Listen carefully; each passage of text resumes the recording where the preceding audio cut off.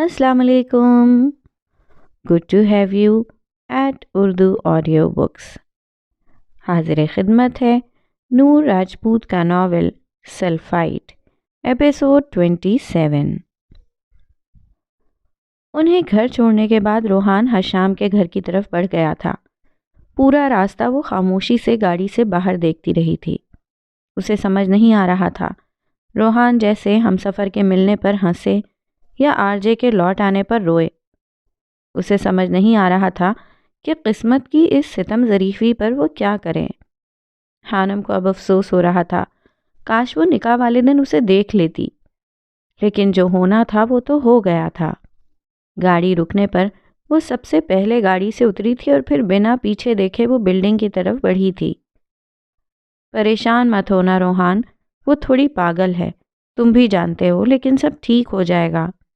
ماہی نے اسے تسلی دی تھی جس پر وہ مسکرا کر رہ گیا تھا. خانم اپنے کمرے میں پریشانی سے ادھر ادھر ٹہل رہی تھی. اسے سمجھ نہیں آ رہا تھا کہ وہ کیا کرے. اگر وہ آسیہ بیگم سے بات کرتی تو یقیناً وہ سب پوچھتی. تم سب نے مل کر دھوکہ دیا ہے مجھے. خانم کی سماعت سے اس کے اپنے الفاظ ٹکرائے. ہانی، تمہیں کسی نے دھوکہ نہیں دیا.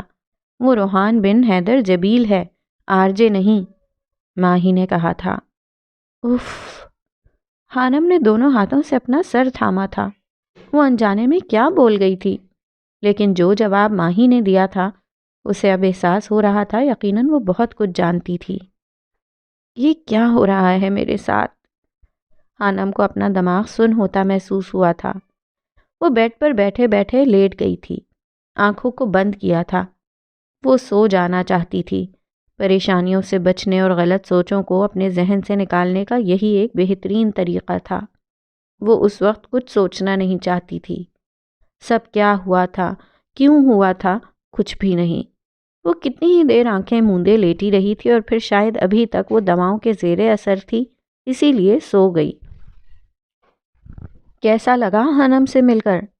یہ ایلف تھی. وہ جانتی تھی روحان آج اس سے ملنے والا تھا، اسی لیے اس نے رات کو فون کیا تھا. مجھے خود سمجھ نہیں آ رہا تھا. مجھے جس رد عمل کی توقع تھی وہ نہیں ہوا، لیکن جو نہیں سوچا وہ ہو رہا ہے. وہ خاموش ہے، اس نے کچھ نہیں کہا مجھ سے. روحان نے نہ چاہتے ہوئے بھی الف کو بتا دیا تھا. وہ اچھی لڑکی تھی اور ہمیشہ مفید مشورہ دیتی تھی. یعنی ایک سلفائٹ نے دوسرے سلفائٹ کو حیران کر دیا ہے. وہ مسکرائی تھی. ہاں، بہت زیادہ، روحان نے اعتراف کیا تھا. یقیناً وہ صدمے کے زیر اثر ہوگی. اسے کچھ وقت دو حالات کو سمجھنے کا، اور تم خود اسے سمجھنے کی کوشش کرو. امید ہے سب بہتر ہوگا. ایلف کی بات سن کر روحان کے تنے ہوئے اعصاب ڈھیلے پڑے تھے. ایلف فون بند کر چکی تھی جبکہ روحان ایک بار پھر گہری سوچ میں ڈوب گیا تھا. صرف ایک ہفتہ رہ گیا ہے ماہم کی شادی میں. میں چاہتی ہوں ماہی بیٹا اب تم بھی شادی کر لو. خانم کی بھی ہو چکی ہے. میں چاہ رہی ہوں مانم کے ساتھ ہی خانم کی رخصتی بھی ہو جائے. بس ایک تم ہی رہ گئی ہو. آسیہ بیگم کا فون تھا. ماہی غور سے ان کی باتیں سن رہی تھی. آپ میری چاہت سے واقف ہیں چھوٹی امی. میں حشام کے علاوہ کسی اور کا سوچ بھی نہیں سکتی. جب تک وہ شادی نہ کر لے میں بھی نہیں کروں گی. میں اس کا انتظار کروں گی. ماہی ابو نے چھوٹی امی کہہ کر بلاتی تھی. وہ دونوں ایک دوسرے کے ساتھ پرخلوص تھیں. ہمدان تمہیں لے کر پریشان رہتے ہیں ماہی، اور مجھے بھی اچھا نہیں لگتا کہ میری اپنی بیٹیوں کی شادی ہو جائے اور تمہاری نہیں. میں تمہیں بھی اپنے گھر میں خوش دیکھنا چاہتی ہوں. آسیہ بیگم پریشان تھیں. میں جانتی ہوں بابا بھی یہی چاہتے ہیں. اگر آپ مجھے خوش دیکھنا چاہتی ہیں تو میرے لیے دعا کیا کریں. میری خوشی حشام ہے، صرف حشام. لیکن ماہی بیٹا اس کا تو رشتہ ہو چکا ہے، منگنی بھی. تم ابھی بھی. آسیہ بیگم بات ادھوری چھوڑ گئی تھیں. بی جان نے حشام کا رشتہ اپنی بھانجی سارا سے کر دیا تھا. ان کی بات سن کر ماہی کو اپنے اندر کچھ کٹتا محسوس ہوا تھا، لیکن وہ آنسو ضبط کر گئی تھی. جانتی ہوں، اور ابھی نکاح نہیں ہوا. نکاح ہونے تک مجھے انتظار کرنا ہے. ماہی کا لہجہ اٹل تھا. آسیہ بیگم گہری سانس لے کر رہ گئی تھیں. وہ پین سے گرم دودھ کو گلاس میں ڈال رہا تھا جب دروازے پر ہونے والی مسلسل بیل نے اس کی توجہ اپنی جانب مبذول کروائی۔ آ رہا ہوں، صبر کرو۔ جارڈن نے چھوٹے سے کچن سے ہی ہانک لگائی تھی۔ وہ اس وقت ٹی شرٹ اور ٹراؤزر میں ملبوس تھا۔ بالوں کو اس نے پونی میں قید کیا ہوا تھا۔ ٹی شرٹ سے اس کے کثرتی بازو نمایاں تھا۔ اسے باکسنگ اور جم جانے کا بچپن سے ہی شوق تھا اور آہستہ آہستہ باکسنگ کا شوق اس کا پیشہ بن گیا تھا۔ دودھ کے گلاس کو لاؤنج میں پڑے میز پر رکھنے کے بعد وہ دروازے کی طرف بڑھا تھا۔ جیسے ہی اس نے دروازہ کھولا، باہر کھڑے لوگوں کو دیکھ کر دنگ رہ گیا تھا۔ پہلے وہ حیرت سے حشام جبیل، روحان جبیل اور ضیا جبیل کو دیکھتا رہا تھا اور پھر اس کی آنکھوں میں نفرت کے شعلے بھڑکے۔ ایک ہی پل میں غصے سے اس کا دماغ گھوما۔ جارڈن نے اپنی مٹھیوں کو بھینچ کر سامنے کھڑے اس شخص کو دیکھا جو اس کا باپ تھا، جسے وہ اپنی ماں کا قاتل سمجھتا تھا۔ جارڈن نے بنا کچھ کہے دروازہ بند کرنا چاہا جسے آگے بڑھ کر حشام نے پکڑا تھا۔ پلیز جارڈن، ایک بات، ہماری بات سن لو، حشام نے منت کی تھی۔ ضیا جبیل کی آنکھوں میں اپنے کڑیل جوان بیٹے کو دیکھ کر نمی ابھری تھی۔ وہ مارتھا سے بہت مشابہت رکھتا تھا۔ وہ اسے محبت پاش نظروں سے دیکھ رہے تھے۔ کیوں آئے ہو تم لوگ؟ دفع ہو جاؤ یہاں سے، میں تم سب سے نفرت کرتا ہوں۔ جارڈن دہاڑا تھا۔ ہم چلے جائیں گے میرے بچے، بس ہماری بات سن لو ایک بار، ضیا جبیل نے بھرائی ہوئی آواز میں کہا تھا۔ جارڈن نے غصے سے دونوں دانتوں کو بھینچا تھا۔ اس کا بس نہیں چل رہا تھا ورنہ وہ سامنے کھڑے شخص کا خون کر دیتا۔ ضیا جبیل کو پیرس حشام نے بلایا تھا۔ جارڈن سے ملنے کے بعد کتنے ہی دن حشام پریشان رہا تھا۔ وہ اپنے باپ سے ناراض رہا تھا۔ غصہ ٹھنڈا ہونے پر اس نے ضیا جبیل کو بلایا تھا تاکہ وہ جارڈن سے معافی مانگ سکیں اور اسے اپنائیں۔ مجھے کوئی بات نہیں سننی، جاؤ یہاں سے، وہ پھر چیخا۔ تمہیں مارتھا تائی امی کی قسم ہے جارڈن، ایک بار بات سن لو۔ روحان کے کہنے پر جارڈن کے اعصاب ڈھیلے پڑے تھے۔ وہ تھک گیا تھا۔ اس نے خود پر ضبط کر کے انہیں اندر آنے دیا تھا۔ ضیا جبیل نے جارڈن سے معافی مانگی تھی۔ وہ اسے پاکستان لے جانا چاہتے تھے۔ وہ اس کا خون تھا۔ جارڈن خاموش بیٹھا رہا تھا۔ آپ مجھے میری ماں واپس نہیں لوٹا سکتے، میری محرومیوں والی زندگی اور بچپن کا مداوع نہیں کر سکتے، آپ کچھ نہیں کر سکتے، پھر کیوں آئے ہیں آپ یہاں؟ مجھے آپ کی ضرورت نہیں ہے۔ میری ماں آپ کی بے وفائی کے دکھ میں مری ہے۔ مجھے آپ کی ضرورت نہیں ہے، جائیں یہاں سے، وہ دبی دبی آواز میں چلا رہا تھا۔ میں تم سے بہت محبت کرتا ہوں میرے بچے، میں تمہیں اتنے سالوں میں ایک پل کے لیے بھی نہیں بھولا، مجھے معاف کر دو۔ ضیا جبیل رو دیے تھے۔ یقیناً تائی امی نے تمہیں معاف کرنا سکھایا ہوگا جارڈن، معاف کر دو بڑے ڈیڈ کو، وہ بھی اتنے سالوں سے سکون کی نیند نہیں سوئے، پچھتاوے کی آگ میں جلتے رہے ہیں۔ روحان نے آگے بڑھ کر اس کے کندھے پر ہاتھ رکھا تھا اور جارڈن کو مارتھا یاد آ گئی تھی جو اسے معاف کرنے اور محبت کا درس دیتی تھی۔ حشام سارا وقت خاموش رہا تھا۔ وہ ان دونوں باپ بیٹوں کو اپنے اپنے دل کی باتیں کہہ دیتے ہوئے دیکھنا چاہتا تھا۔ ہانی بیکنگ ہو گئی تمہاری؟ ماہی اس کے کمرے میں داخل ہوتی پوچھ رہی تھی جو بے دلی سے سوٹ کیس میں اپنے کپڑے رکھ رہی تھی۔ کر رہی ہوں، ہانم نے سرد لہجے میں جواب دیا تھا۔ وہ سب لوگ پاکستان جا رہے تھے۔ ماہم کی شادی تھی اور شام کی فلائٹ تھی ان کی۔ ہانم ماہی اور ایلا کے ساتھ ساتھ سب سے ناراض تھی۔ وہ کسی سے بھی بات نہیں کر رہی تھی۔ ان 6 سالوں میں وہ پہلی بار پاکستان جا رہی تھی۔ جس کی وجہ سے وہ پاکستان چھوڑ کر آئی تھی، وہ اب اس کی زندگی کا سب سے اہم حصہ بن گیا تھا۔ اب پاکستان سے کیا دشمنی تھی؟ ماہی نے غور سے ہانم کو دیکھا تھا جس کے چہرے پر سنجیدگی چھائی تھی۔ ماہی جانتی تھی ہانم بہت غصے میں تھی۔ اگر وہ کم غصے میں ہوتی تھی تو لڑ جھگڑ لیتی تھی، لیکن بہت زیادہ غصہ اسے صدمے میں پہنچا دیتا تھا، اور اس وقت بھی وہ گہرے صدمے میں تھی، اسی لیے خاموش تھی۔ ٹھیک ہے، اچھی بات ہے، پیکنگ کر کے آ جاؤ، ناشتہ کر لو، روحان بھی آیا ہے۔ ماہی اسے اطلاع دیتی جا چکی تھی جبکہ ہانم کی غصے سے تیوری چڑھی۔ وہ تینوں جارڈن کے پاس سے واپس آ گئے تھے۔ جارڈن نے نہ چاہتے ہوئے بھی انہیں معاف کر دیا تھا، لیکن پاکستان جانے سے منع کر دیا تھا۔ وہ کسی صورت پاکستان جا کر ان کے ساتھ نہیں رہنا چاہتا تھا۔ ضیاء جبیل نے بہت منتیں کی تھیں لیکن وہ لوگ اسے منا نہیں پائے تھے۔ ایک بوجھ سا ضیاء جبیل کے دل سے اتر گیا تھا، جبکہ جارڈن کے کار نے انہیں مزید ایک بوجھ تلے دبا دیا تھا۔ وہ بوجھل دل کے ساتھ واپس آ گئے تھے۔ وہ تیار شیار ہو کر اپنے کمرے سے باہر نکلی تھی۔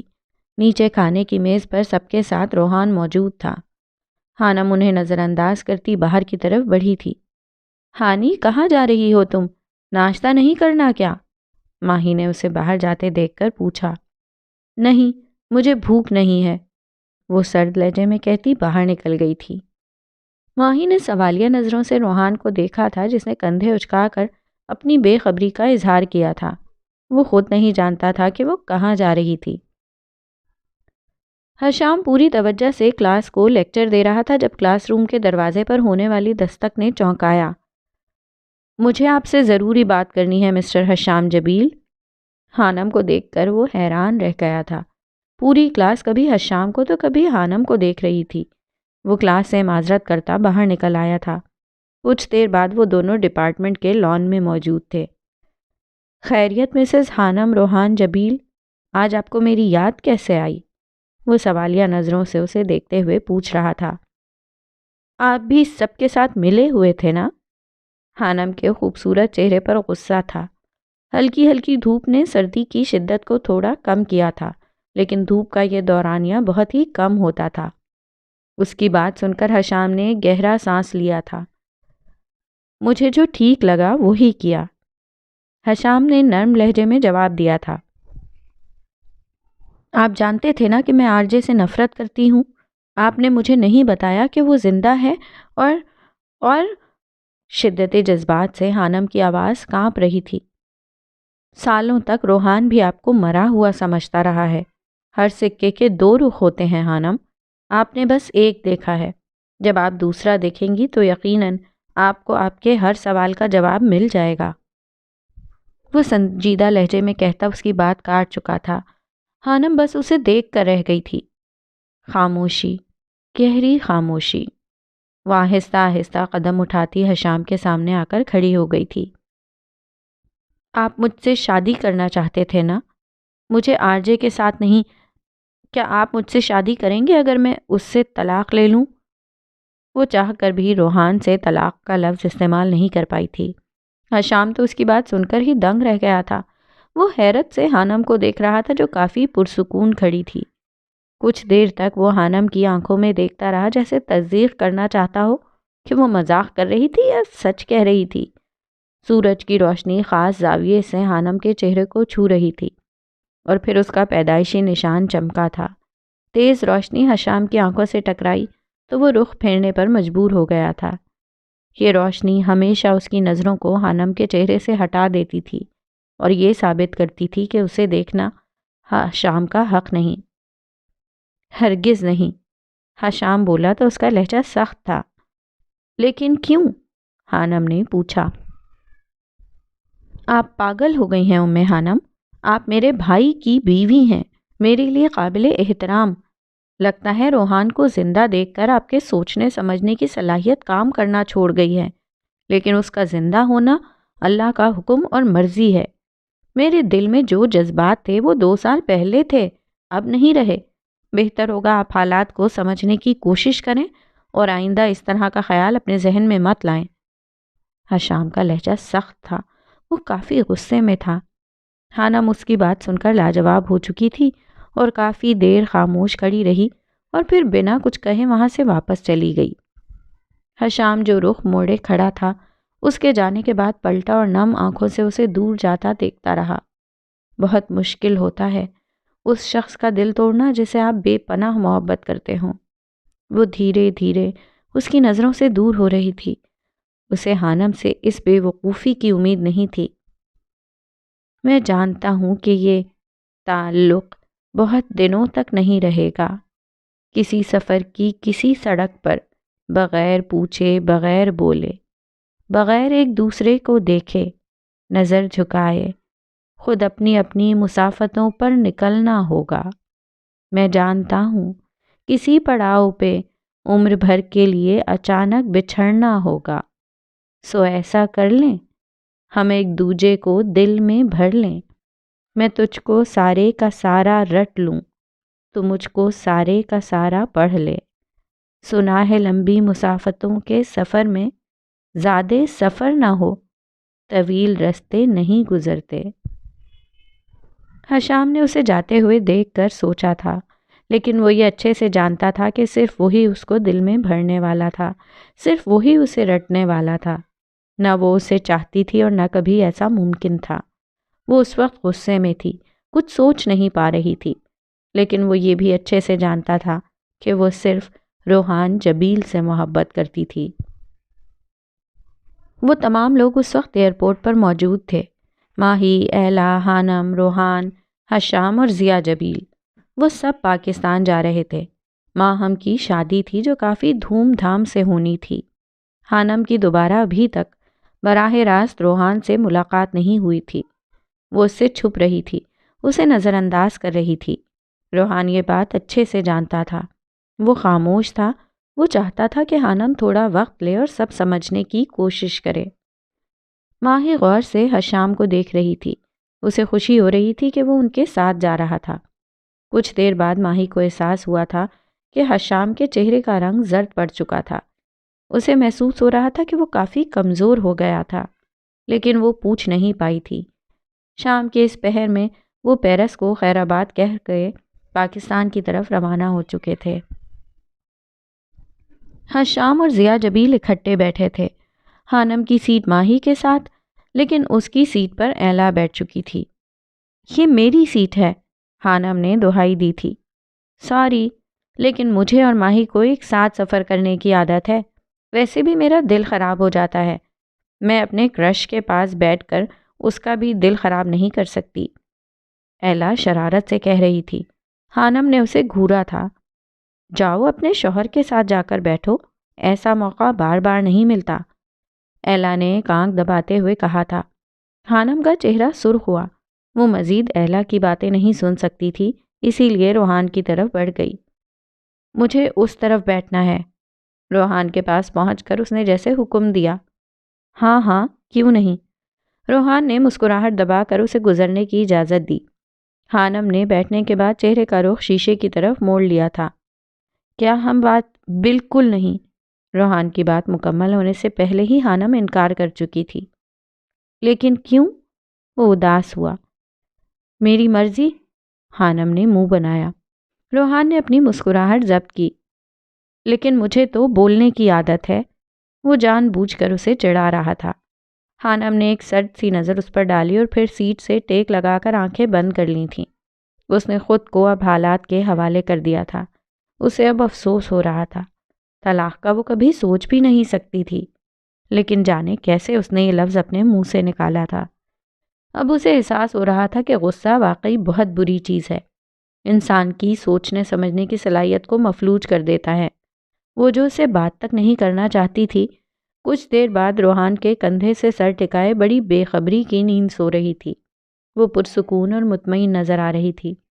اسے سوتا دیکھ کر روحان کے اندر تک سکون اتر گیا تھا، اور ایسا ہی سکون حانم کو اس کی قربت میں محسوس ہوا تھا۔ تبھی وہ سب کچھ بھلائے سو رہی تھی۔ ایلا نے پیچھے مڑ کر دونوں کو دیکھا اور وکٹری کا نشان بنا کر روحان کو گڈ لک بولا۔ اس کی اس حرکت پر روحان مسکرا دیا تھا اور پھر حانم کے گرد بازو کا حصار قائم کیا۔ وہ اس کی تھی، یہی سوچ کر اس میں ایک نئی روح پھونک جاتی تھی۔ ہمدان ولاؤں میں ایک دم بہت رونق ہو گئی تھی۔ وہ لوگ رات کو پہنچے تھے۔ آسیہ بیگم ماہی اور حانم کو دیکھ کر بہت خوش ہوئی تھیں۔ وہ دونوں سالوں بعد پاکستان آئی تھیں۔ ماہم بہت خوبصورت اور خوش نظر آ رہی تھی۔ رات کا کھانا بہت اچھے ماحول میں کھایا گیا تھا۔ کھانے کے بعد حشام اور ضیا جبیل اپنے گھر چلے گئے تھے جو پاس ہی تھا۔ البتہ روحان ہمدان صاحب کے ساتھ بیٹھا کچھ اہم باتیں کر رہا تھا۔ ہمدان انکل اس سے شادی کے متعلق باتیں کر رہے تھے۔ انہیں لاؤنج میں باتوں میں مگن دیکھ کر حانم کچن میں آسیہ بیگم کے پاس آ گئی تھی جو چائے بنا رہی تھیں، جبکہ ایلا اور ماہی ماہم کے کمرے میں اس کی شاپنگ دیکھ رہی تھیں۔ بہت خوشی ہوئی آج مجھے اپنے بچوں کو گھر میں دیکھ کر، آسیہ بیگم واقعی خوش نظر آ رہی تھیں۔ مجھے بھی، خانم مسکرا دی تھی۔ میں نے اور ہمدان نے فیصلہ کیا ہے کہ ماہم کے ساتھ ہی تمہاری بھی رخصتی کر دیں، آسیہ بیگم نے مصروف سے لہجے میں کہا تھا۔ اسٹول پر بیٹھی خانم ایک دم اچھلی تھی۔ کیا مطلب؟ وہ ہکلائی۔ ہاں، تمہیں بھی ساتھ ہی رخصت کیا جائے گا، 2-3 دنوں میں اپنی شادی کی تیاری کر لو، آسیہ بیگم بتا رہی تھی، جبکہ خانم حیرانگی سے ان کی پشت کو گھور رہی تھی۔ میری رخصتی کیوں؟ خیریت؟ کیوں؟ تم نے رخصت ہو کر اپنے گھر نہیں جانا؟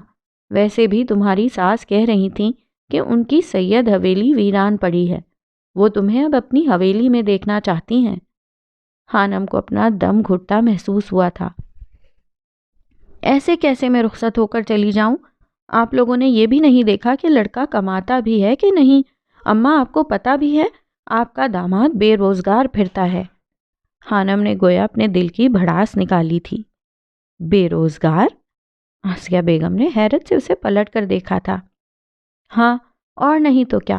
کیا کام کرتا ہے وہ؟ خانم ناک منہ چڑھا کر پوچھ رہی تھی۔ پڑھ رہا ہے، اور بتا رہا تھا ایک بہت بڑی لیب میں ایک سائنسدان کے طور پر کام کرتا ہے۔ اتنا کم ہے کیا؟ تم مستقبل کے ایک عظیم سائنسدان کی بیوی ہو۔ خانم حیرت سے منہ کھولے اپنی ماں کو دیکھ رہی تھی، جو روحان کے متاثرین میں شامل تھی۔ اور تو اور دین کا کام بھی کر رہا ہے۔ ماشاءاللہ، اتنے اچھے بیان کرتا ہے، سن کر خوشی ہوتی ہے۔ خانم نے اپنا سر پیٹ لیا تھا، یہاں اس کی دال نہیں گلنے والی تھی۔ اتنا نیک شریف بچہ ہے، اتنے ادب سے بات کرتا ہے۔ اماں، میں تھک گئی ہوں، سونے جا رہی ہوں۔ خانم مزید اس کی تعریفیں نہیں سن سکتی تھی۔ ارے چائے تو پی لو اب، وہ چائے کپ میں ڈالتے ہوئے بولی۔ نہیں، بس ٹھیک ہے۔ وہ جانے کے لیے پلٹی تھی اور پھر دروازے میں ایستادہ روحان کو دیکھ کر گڑبڑا گئی تھی، جو گہری نظروں سے اسے ہی دیکھ رہا تھا۔ یہ اپنے داماد کو پلا دیں۔ وہ روحان کو گھورتی اس کی جانب بڑھی تھی، جو اب دلچسپی سے اسے دیکھ رہا تھا۔ راستہ دیں، خانم نے اس کے سامنے کھڑے ہو کر کہا تھا، البتہ نظریں جھکی ہوئی تھیں۔ میری برائیاں کی جا رہی تھیں؟ وہ شرارتی لہجے میں پوچھ رہا تھا۔ مجھے کوئی ضرورت نہیں، خانم نے منہ پھلا کر جواب دیا۔ ارے بیٹا، تم یہاں؟ میں بس آ ہی رہی تھی چائے لے کر۔ آسیہ بیگم اسے کچن کے دروازے میں دیکھ کر بوکھلا گئی تھیں۔ روحان نے سیدھے ہوتے ہوئے خانم کو راستہ دیا، جو بنا کچھ کہے وہاں سے فوراً رفو چکر ہو گئی تھی۔ کیا باتیں ہو رہی تھیں؟ وہ اب خوش دلی سے پوچھ رہا تھا۔ کچھ بھی نہیں، رخصتی کی بات کر رہی تھی خانم سے۔ پھر کیا کہا اس نے؟ وہ بے چین ہوا۔ مجھے سمجھ نہیں آ رہی کہ وہ کیا چاہتی ہے، آسیہ بیگم نے صاف صاف بات کی۔ آپ پریشان نہ ہوں، میں کر لوں گا بات اس سے، وہ انہیں تسلی دے رہا تھا۔ آسیہ بیگم اس کی بات سن کر مسکرا دیں۔ وہ سونے کی تیاری کر رہی تھی جب دروازے پر دستک ہوئی۔ خانم کو لگا کہ ملازمہ چائے دینے آئی ہوگی۔ آ جاؤ۔ وہ اب لیٹ چکی تھی، کمبل اوپر لیا اور تھک سی گئی تھی۔ اسے ہمیشہ سفر کے بعد بہت نیند آتی تھی۔ تبھی دروازہ کھلا اور وہ اندر آیا۔ بیگم صاحبہ کو نیند آ گئی ہے؟ وہ سنجیدہ لہجے میں پوچھ رہا تھا۔ خانم کرنٹ کھا کر اٹھی۔ آپ یہاں کیا کر رہے ہیں؟ خانم حیران سی اسے دیکھ رہی تھی۔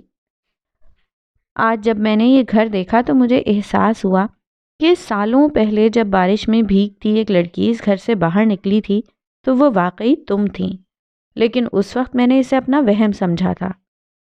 وہ اب کمرے کی کھڑکی کھول کر باہر دیکھتے ہوئے کہہ رہا تھا۔ خانم اسے حیرت سے دیکھ رہی تھی۔ اس کے کمرے میں ہلکی ہلکی روشنی تھی۔ کتنا پاگل ہوں نا میں بھی، جب تم پاس تھیں تو خبر نہیں تھی کہ کہاں رہتی ہو، اور جب دور ہوئی تو یہاں بس گئی۔ روحان کھڑکی میں کھڑے ہوئے اپنے سینے پر دل کے مقام پر انگلی رکھے بتا رہا تھا۔ خانم حیرت سے اسے دیکھ رہی تھی۔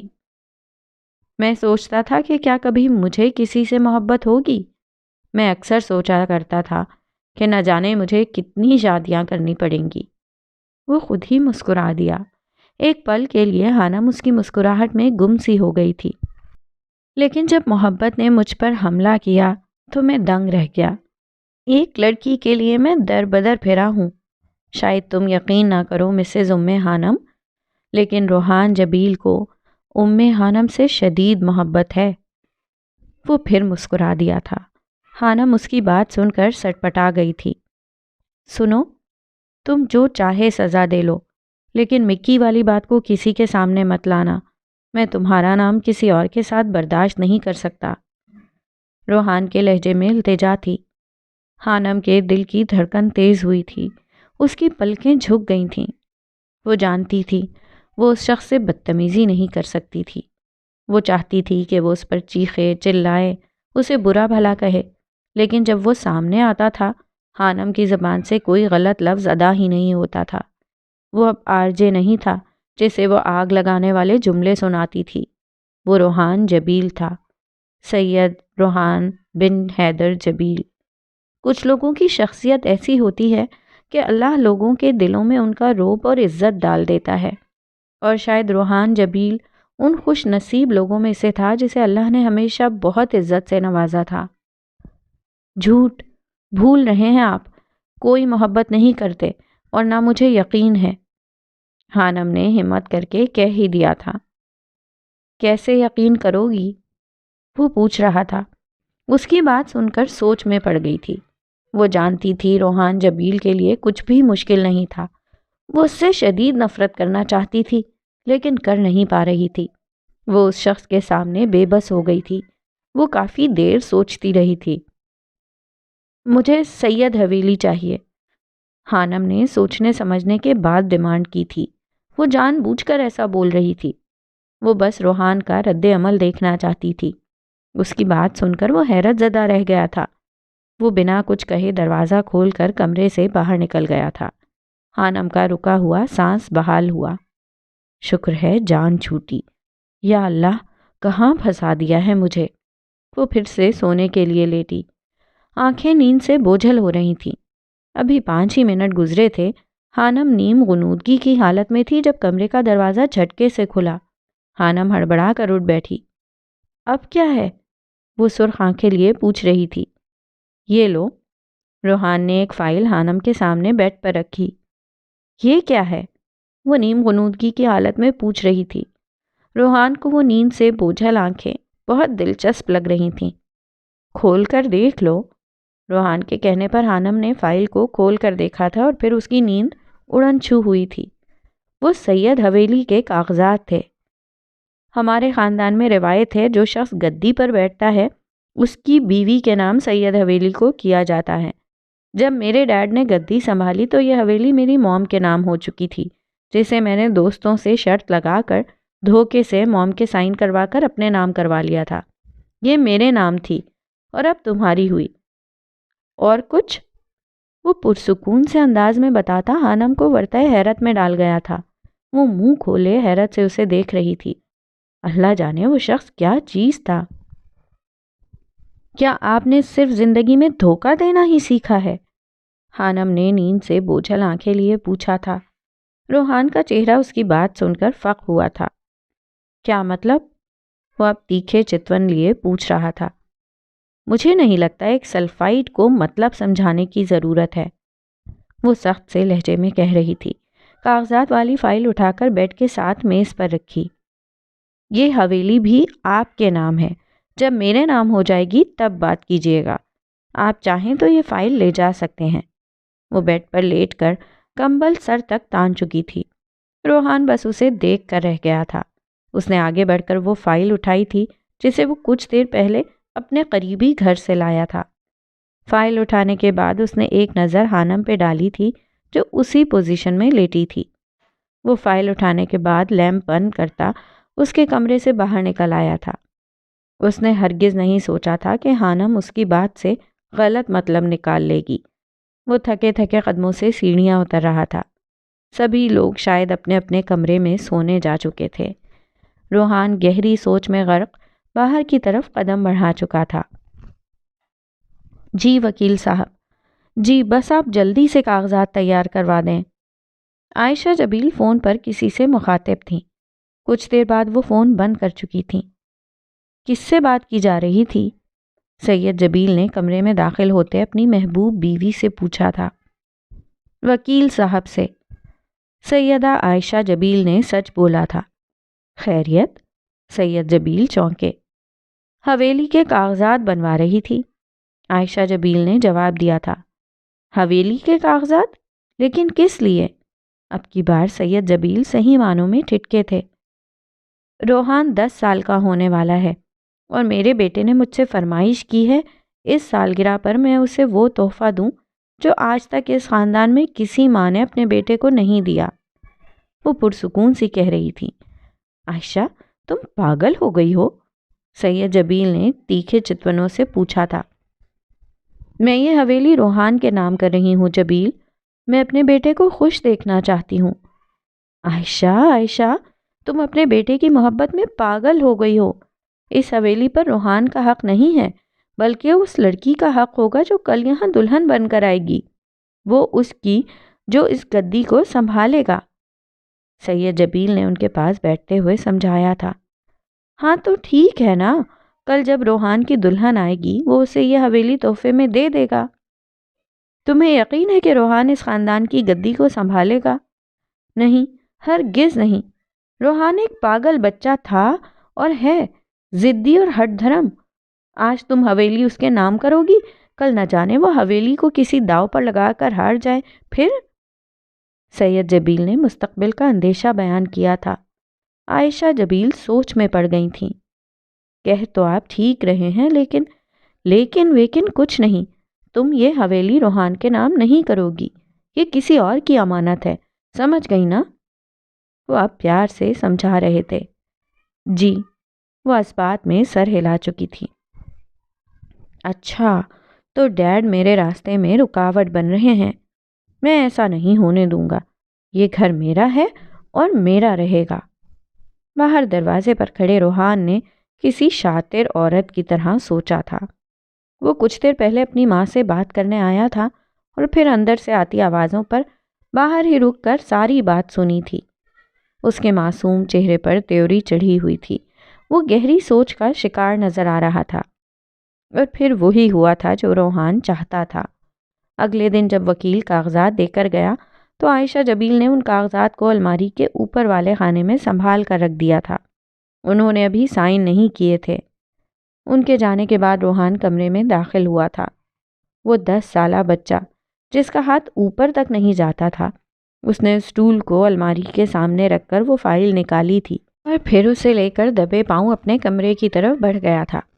عائشہ جبیل سے سائن کروانا مشکل نہیں تھا۔ ماما، آنکھیں بند کر کے سائن کریں نا، وہ چہرے پر معصومیت سجائے کہہ رہا تھا۔ کچھ دیر بعد وہ سائن بھی کروا چکا تھا اور کسی کو پتہ بھی نہیں چلا تھا۔ ایک ماہ بعد عائشہ جبیل اس دنیا سے چلی گئی تھیں اور حویلی کے کاغذات کا راز کہیں دب کر رہ گیا تھا۔ جب روحان لاہور پڑھنے آیا تو وہ اس فائل کو ساتھ لے آیا تھا۔ وہ اس کے بحریہ والے گھر میں ہی پڑی تھی جسے اب وہ خانم کے کہنے پر لے آیا تھا۔ وہ خانم کو بتا چکا تھا کہ اس نے وہ سائن دھوکے سے کروائے تھے، لیکن جب خانم نے اسے دھوکے باز کہا تو اسے اچھا نہیں لگا، بلکہ دکھ ہوا تھا۔ سچ بات ہے، انسان اپنے حال میں چاہے مومن ہی کیوں نہ ہو، اگر اس کا ماضی داغدار ہے تو وہ اس کے حال میں کبھی ہنسی خوشی جینے نہیں دے سکتا۔ آس پاس موجود عام اور سطحی لوگ موقع ملتے ہی انسان کا ماضی اٹھا کر اس کے منہ پر مار دیتے ہیں۔ بد کردار ہو تم خانم، بد کردار۔ آوازوں کا شور اس کی سماعت سے ٹکرا رہا تھا۔ رات کا نہ جانے کون سا پہر تھا جب خانم ہڑبڑا کر اٹھ بیٹھی تھی۔ اس نے خواب میں آرجے کو دیکھا تھا جو اس پر ہنس رہا تھا۔ ماضی کی پوری فلم خانم کی آنکھوں کے سامنے چلنے لگی تھی۔ جو ذہن سے اتر چکا تھا وہ سب یاد آ گیا تھا۔ ایک اذیت کی لہر اس کے پورے جسم میں پھیل چکی تھی۔ روحان کا خیال آتے ہی اس کے اندر نفرت کا ابال اٹھا تھا۔ خانم نے دونوں ہاتھوں سے اپنے سر کو تھاما تھا۔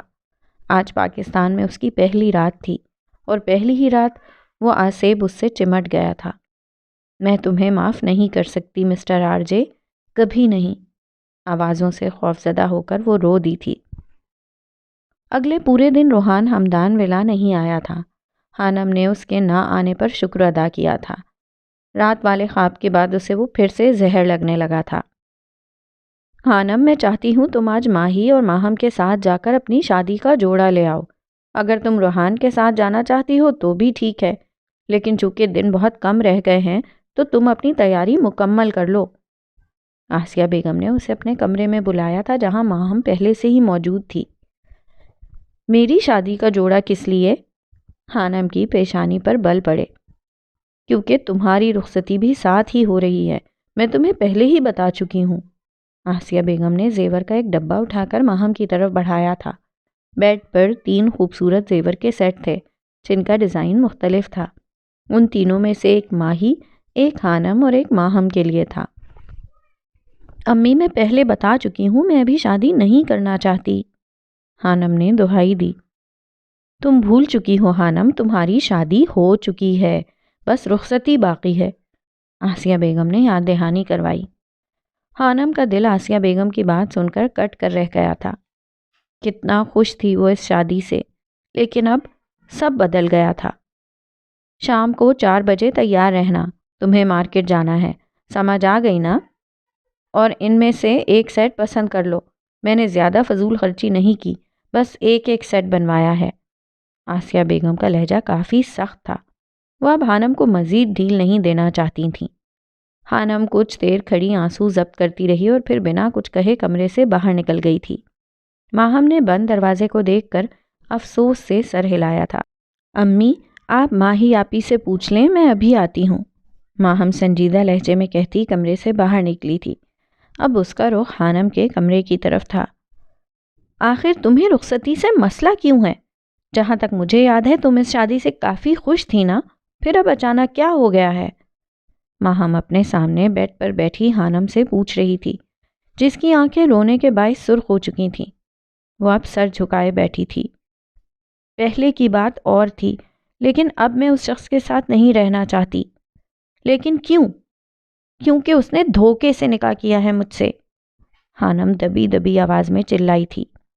جی نہیں، کوئی دھوکہ نہیں دیا تمہیں روحان بھائی نے، تم نے خود شادی سے پہلے تصویر دیکھنے سے انکار کیا تھا اور نکاح کے بعد ملنے سے بھی، ماہم نے اسے یاد دلایا۔ لیکن تم اور ماہی، تم دونوں جانتی تھی نا کہ وہ آرجے ہے، تم نے مجھے نہیں بتایا، کسی نے بھی مجھے نہیں بتایا، سب نے مل کر مجھے دھوکہ دیا۔ خانم کی آواز بھرا گئی تھی۔ ہانی، تم غلط سوچ رہی ہو، تمہیں کسی نے دھوکہ نہیں دیا، وہ حالات ہی ایسے تھے، اور روحان بھائی وہ تم سے بہت محبت کرتے ہیں، اور جہاں تک مجھے یاد ہے پچھلے دنوں تم بھی انہیں چاہتی تھی نا؟ وہ میرا پاگل پن تھا، تب میں نہیں جانتی تھی کہ وہ آرجے ہے، ورنہ میں کبھی بھی ایسی غلطی نہیں کرتی۔ آخر انہوں نے تمہارے ساتھ کیا برا کیا ہے؟ ہانی، کیوں نفرت کرتی ہو ان سے؟ کیونکہ کردار پر انگلی اٹھانے والے شخص سے محبت نہیں، نفرت کی جاتی ہے۔ خانم کے لہجے سے نفرت چھلک رہی تھی۔ کردار پر انگلی؟ شاید تم بھول گئی مس ام خانم کہ تمہارے کردار پر بات تو زبیدہ آپا نے بھی کی تھی۔ شاید تم بھول گئی ہو کہ تمہیں بد کردار تو طارق نے بھی کہا تھا۔ کیا تم آج بھی ان سے نفرت کرتی ہو؟ ماہم کی بات سن کر خانم ایک دم چونکی تھی اور اسے سالوں پہلے اپنے پرانے گھر کا واقعہ یاد آ گیا تھا۔ جب انہوں نے تمہارے کردار پر انگلی اٹھائی تب تو تم ڈپریشن میں نہیں گئی تھی، تب تو تمہیں نروس بریک ڈاؤن نہیں ہوا تھا، پھر آرجے کے کہنے پر ایسا کیوں ہوا؟ کیوں تم نے اتنا اسٹریس لیا کہ تم گہرے صدمے میں چلی گئی تھی؟ آخر کیوں؟ اسے ماہم سے ان سوالوں کی امید نہیں تھی۔ وہ سن سی بیٹھی ماہم کو دیکھ رہی تھی جو اس کے سامنے کھڑی تھی اور کافی سنجیدہ نظر آ رہی تھی۔ خانم نے محسوس کیا تھا وہ بچی نہیں رہی تھی بلکہ ایک سمجھدار لڑکی بن گئی تھی۔ بتاؤ اب خاموش کیوں ہو؟ ماہم پوچھ رہی تھی۔ کیونکہ آرجے نے مجھے پوری یونیورسٹی کے سامنے ذلیل کرنے کی۔ بس کرو ہانی، تم شاید بھول گئی ہو، لیکن مجھے روحان بھائی نے بتایا تھا اس روز بہت سے ڈپارٹمنٹس کی چھٹی تھی، اور جو انہوں نے تم سے کہا وہ صرف 2 لوگوں نے سنا تھا، ایک وہ خود اور ایک تم۔ اور کون تھا وہاں؟ ماہم کافی غصے میں تھی۔ شاید روحان مکی کی بات گول کر گیا تھا۔ اس کا مقصد اپنی غلطی چھپانا نہیں بلکہ وہ خانم کی غلطی کو عیاں نہیں کرنا چاہتا تھا دوبارہ سے، اور نہ وہ ایک بار پھر وہ مکی کے ساتھ اس کا نام برداشت کر سکتا تھا۔ اور شاید تم بھول گئی ہو جب طارق نے تم پر الزام لگایا تھا تب تقریباً پورا محلہ جمع تھا، پھر تمہیں اس وقت نروس بریک ڈاؤن کیوں نہیں ہوا؟ اور ایک ملحد کی غلط بات کرنے پر تم صدمے میں چلی گئیں؟ آخر کیوں؟ تمہیں تو نفرت تھی نا آرجے سے، پھر تمہیں صدمہ کس بات کا تھا؟ ماہم آج اسے بخشنے کے موڈ میں نہیں تھی۔ اتنی منافقت کس لیے ہانی؟ تم دوہرا رویہ اپنائے ہوئے ہو، آخر کیوں؟ خانم اس کی بات سن کر تڑپ گئی تھی۔ اسے منافق لفظ تیر کی طرح چبھا تھا۔ جو روحان کو منافق سمجھتی تھی وہ خود پر منافق کا ٹھپا برداشت نہیں کر سکتی تھی۔ انسان کو یہ حق کسی نے نہیں دیا کہ وہ کسی دوسرے انسان کے ایمان پر انگلی اٹھائے، اس کے نیک یا بد ہونے پر نشانہ بنائے۔ اللہ جل جلالہ کو یہ بات پسند نہیں۔ روحان بھائی جو اس وقت آرجے تھا وہ تمہیں تب بھی چاہتا تھا، وہ تمہیں کسی اور کے ساتھ برداشت نہیں کر سکا اور اپنے غصے میں غلط کام کر دیا، لیکن تمہیں تو نفرت تھی نا آرجے سے۔ پھر ایسا کیوں کیا تم نے اپنے ساتھ خود کو پورا کا پورا بدل کیوں لیا؟ اس کے پاس ماہم کے سوالوں کا جواب نہیں تھا۔ اس نے کبھی خود کا تجزیہ کیا ہی نہیں تھا، اس ڈپریشن میں اور کچھ سوچا ہی نہیں تھا۔ تم مان لو ہانی کہ اس وقت آرجے بھی تمہارے لیے کچھ خاص تھا۔ تم جانتی تھیں کہ وہ تمہیں سب سے الگ سمجھتا ہے، اور تم یہ بھی جانتی تھیں کہ وہ تمہیں سب سے زیادہ اہمیت دیتا ہے۔ شاید کہیں نہ کہیں تم نے اس کی آنکھوں میں اپنے لیے چاہت دیکھی تھی، شاید اسی لیے جب اس نے تم پر الزام لگایا تو تم سے برداشت نہیں ہوا۔ تمہارا دماغ اس بات کو قبول نہیں کر پایا تھا اور تم گہرے صدمے میں چلی گئی تھیں۔ ہانی، ہمیں دکھ اس بات پر نہیں ہوتا جب کوئی ہمارے کردار پر انگلی اٹھاتا ہے، بلکہ تب ہوتا ہے جب کوئی اپنا ہم پر الزام لگاتا ہے۔ تم اتنے سال پیرس میں رہی ہو، اگر تم سڑک پر کسی لڑکے کے ساتھ کھڑی ہو اور تمہیں کوئی دوسرا لڑکا آ کر کہے کہ یہ تمہارا بوائے فرینڈ ہے یا کچھ ہے، تو تم کیا کرو گی؟ کیا تم صدمے میں چلی جاؤ گی؟ نہیں نا، بلکہ تم اسے نظر انداز کرو گی۔ تو تم آرجے کو نظر انداز کیوں نہیں کر سکی؟ وہ بھی تو ایک ملحد تھا۔ پھر ہاتھ کردار پر انگلی اٹھانے کی نہیں بلکہ ہماری توقعات کی ہوتی ہے۔ ایک ایسا انسان جس سے ہماری توقعات جڑی ہوں، اگر وہ ہمارا مان توڑ دے تب ہم صدمے میں جاتے ہیں ہانی۔ اور تم مان لو، تمہیں آرجے پر مان تھا کیونکہ اس نے کبھی تمہارے ساتھ غلط حرکت نہیں کی تھی۔ اس نے تمہیں صحیح سلامت ہاسٹل پہنچایا تھا۔ وہ تمہیں دوسری لڑکیوں کی طرح نہیں سمجھتا تھا، وہ تمہیں عزت دیتا تھا ہانی۔ اور اس اہمیت کی جو آرجے تمہیں دیتا تھا تم لاشعوری طور پر عادی ہو گئی تھیں، اور جب اس نے تمہیں دی گئی اہمیت واپس لی تو تمہارا شعور برداشت نہیں کر سکا، تم صدمے میں چلی گئی تھیں۔ یہی حقیقت ہے، تم مان جاؤ اب۔ لیکن اس نے میرے ساتھ بہت غلط کیا تھا، تم نہیں جانتی۔ خانم نے کمزور سی دلیل دینا چاہی تھی۔ کتنا غلط کیا تھا؟ کیا تم نے کبھی سوچا ہے ان لڑکیوں کا جن کا ریپ ہوتا ہے، جنہیں جسمانی تشدد کا نشانہ بنایا جاتا ہے؟ کیا تمہارے ساتھ ایسا ہوا؟ کیا تم نے کبھی سوچا ہے جب ایک مرد بنا عورت کی مرضی کے اس کو چھوتا ہے تو وہ کس کرب سے گزرتی ہے؟ کیا تمہارے ساتھ ایسا ہوا؟ تمہیں لگتا ہے روحان بھائی نے تمہیں دھوکہ دیا ہے؟ کیا تم نے کبھی سوچا ہے ان لڑکیوں کا جنہیں محبت میں دھوکہ ملتا ہے اور وہ کسی کوٹھے کی زینت بن جاتی ہیں؟ وہ ہر رات مرتی ہیں اور پھر زندہ ہوتی ہیں۔ کیا تمہارے ساتھ ایسا ہوا؟ کیا روحان بھائی نے تمہیں ایسا دھوکہ دیا؟ پھر کس دھوکے کی بات کر رہی ہو تم؟ تمہارے ساتھ آرجے نے برا کیا تھا ہانی، جو ایک ملحد تھا۔ آرجے مر چکا ہے، اور جب انسان دائرہ اسلام میں داخل ہوتا ہے تو اس کے پچھلے تمام گناہ مٹا دیے جاتے ہیں۔ آرجے نے جو اپنی نادانی، اپنے غصے یا پاگل پن میں گناہ کیا تھا وہ کب کا مٹ چکا ہے، بلکہ اس کے تمام گناہ نیکیوں میں بدل گئے ہیں۔ پھر تم اسے کس گناہ کی سزا دے رہی ہو؟ تمہارے ساتھ تو روحان بھائی نے نکاح کیا ہے، تمہیں اپنی عزت بنایا ہے، اور تم ماضی کو لے کر بیٹھی ہو۔ کیوں؟ خانم کو اپنے سر میں درد کی ٹیسیں اٹھتی محسوس ہوئی تھیں۔ تمہیں پتہ ہے خانم، تم پچھلے 6 سالوں سے یا شاید اس سے بھی پہلے سے تم آرجے سے نفرت کرتی آ رہی ہو، اور نفرت انسان کے اعمال کو اس طرح کھاتی ہے جیسے دیمک لکڑی کو کھاتا ہے۔ تم سوچو تمہیں اس نفرت نے کیا دیا ہے۔ تمہیں پتہ ہے 6 سال پہلے جب تمہیں نروس بریک ڈاؤن ہوا تھا تب تم گہرے صدمے میں چلی گئی تھیں۔ تم اب نارمل نظر آتی ہو، ایسا سب کو لگتا ہے کہ تم نارمل ہو چکی ہو، لیکن میں جانتی ہوں ہانی، تم آج بھی اسی صدمے کے زیر اثر ہو، اور اس بات کا ثبوت یہ ہے کہ تم سوچ سمجھ نہیں پاتی۔ تم ایک روبوٹ کی زندگی جی رہی ہو جس کے پاس سوچنے سمجھنے کی صلاحیت نہیں ہے۔ وقت گزر گیا ہے لیکن تم آج بھی وہیں کھڑی ہو۔ اس صدمے سے نکل آؤ ہانی، باہر نکل آؤ اس صدمے سے۔ اپنے دماغ پر زور ڈالو، حالات و واقعات کو سمجھنے کی کوشش کرو۔ اللہ نے تمہیں عقل دی ہے، اسے استعمال کرو۔ تم وہ ہانم نہیں ہو جو اپنی سوچ کی وجہ سے مشہور تھیں۔ پتہ ہے روحان بھائی کہتے ہیں دنیا میں 3 طرح کے سلفائٹ پائے جاتے ہیں۔ نمبر 1، وہ اپنی سوچ اور اپنے عمل دونوں میں خاص ہوتے ہیں، جو اپنی سوچ اور اعمال دونوں سے لوگوں کو چونکا دیتے ہیں، اور اس کی مثال روحان بھائی خود ہیں۔